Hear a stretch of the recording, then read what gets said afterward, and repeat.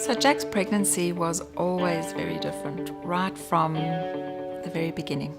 It was about 24 weeks I caught a blood virus and went to the doctor with a raging temperature.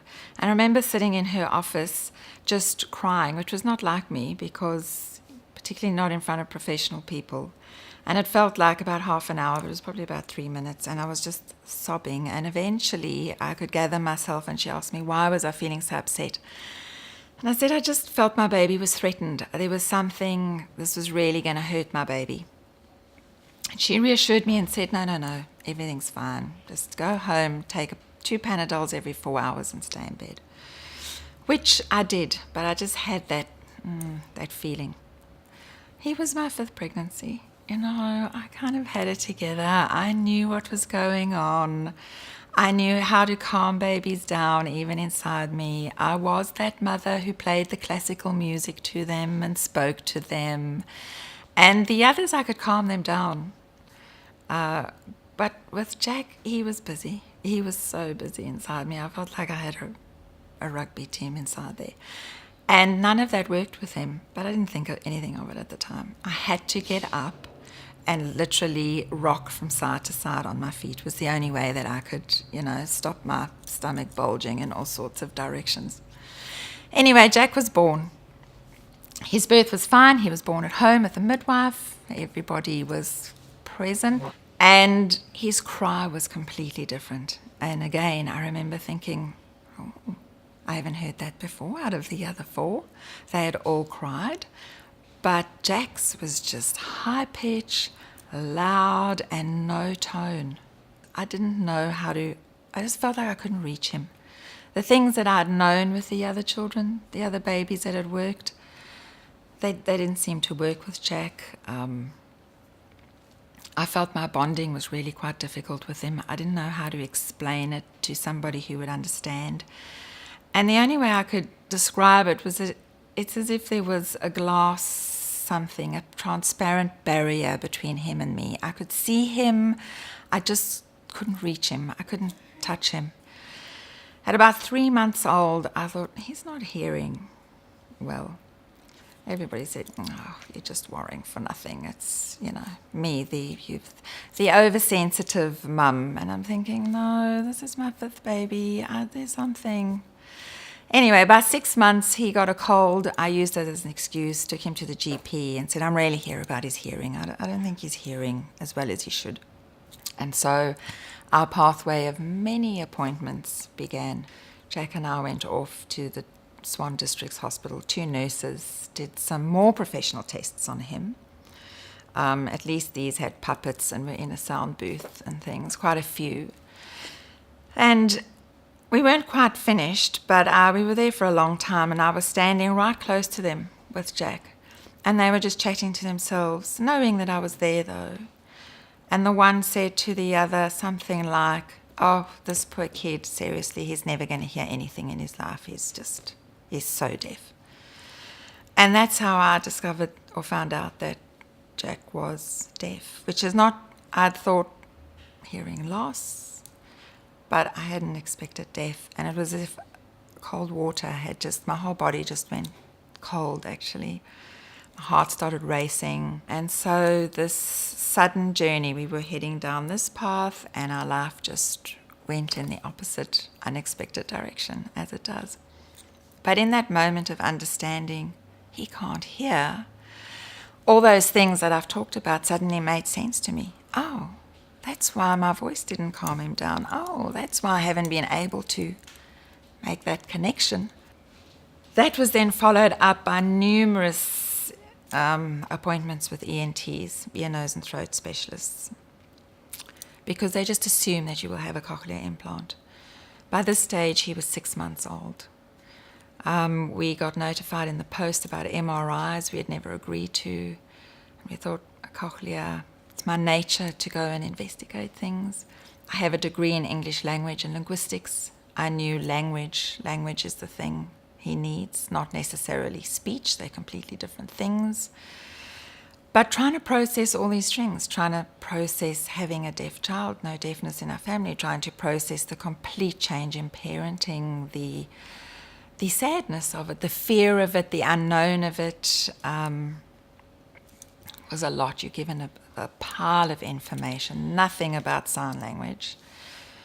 And it just seemed to me that the pros and the cons, I had no peace with it at all. And if I turned to my spiritual life, I prayed a lot about it, and just there was nothing about a cochlea that I thought. Whereas when I looked at sign language or language, there was the guarantee. If he is taught a first language, which is every child's right, he will have a language. This will be different to mine, but I didn't, that was the path. So we said, no, there's no cochlear implant. When I went into the hospital for his final checkup, the ENT, it was just me and Jack and Titus. And it was a typical scenario. He told me, it was a male doctor, he told me to sit down. He stood up and then proceeded to tell me that he really felt that I was being an abusive parent because I was denying Jack the access to technology and a cochlear implant. And do I understand that he's going to amount to nothing? And that a cochlear implant is really low-risk surgery. The highest risk is the anaesthetist. And yet I'm still making this decision. And I said, yes, we are, because he needs a language, not just speech, and I'm not prepared to go this route. And I left there in tears and quite shaken by that whole experience. So we went home, and I just started doing things more visually. I've raised his 4 siblings before him on the bench top in the kitchen. Same as Jack. Lots of pointing. I learned some Makaton or keyword signs to point out things to him. His very first sign that he actually signed was very cute. And it was duck. We were walking around the park and it's duck. And that was his first sign that I taught him. And when he did that, and he did it quite quickly, it was, honestly, it was almost it was a happier moment than that first word. And then at about 18 months, we ran into trouble because I had how do you explain abstract time to him? And again, I thought, I can't get through this barrier. I don't know how to tell him in an hour's time we're going, or even about love. I can show him that I love him, but I don't know how to tell him that I love him.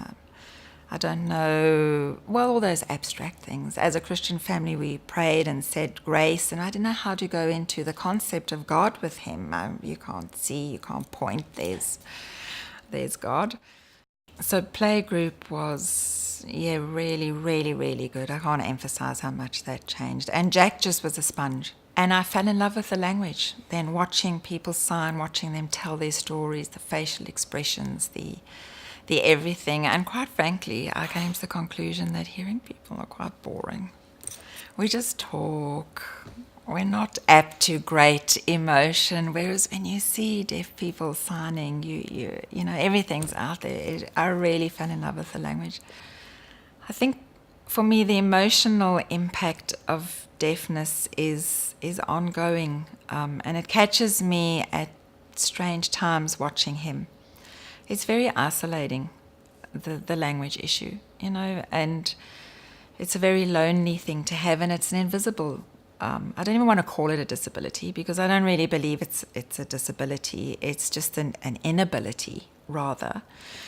But Jack will often, if we're visiting friends and things, there's only so much interpreting that you can do in a normal conversation, and every time Jack will land up wandering off on his own because he can't access the conversation. Same thing at school as he's gotten older. It's a lonely thing, actually, and that as a mum to watch that, I find it really difficult. And it's hard because I see that loneliness, I see that rejection. And at home, he's frustrated a lot by it as well, even though we try. And I can understand that. it must be difficult not having access. And I had a taste of it way back when he was little. We went to a program called LEAP, which is Language Early Acquisition Program, which was run by the Deaf Society.